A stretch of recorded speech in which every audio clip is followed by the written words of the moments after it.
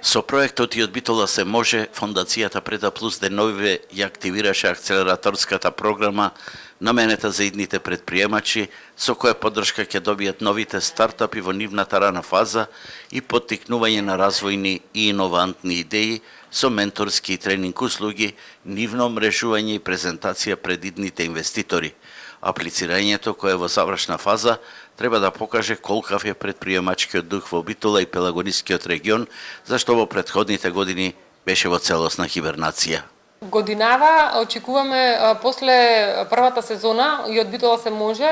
практично во една заспана средина, поднос на предприемништво, да, во хибернација, позитивно се изненадивме и тоа не охрабри да одиме за втората сезона. Сега втората сезона навистина очекуваме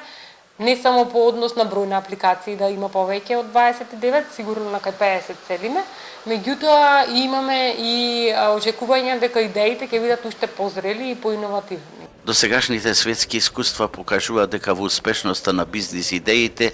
идните предприемачи треба да бидат упорни, зашто стартапите многу често пропаѓаат се додека не се дојде до вистинската бизнис идеја. Искуството вели дека на 3 обиди еден предприемач откако ќе пропадне, може би четвртиот ќе биде успешен. Меѓутоа, нас ни е са тоа важно сега да генерираме што повеќе да охрабриме луѓе да се пристапат кон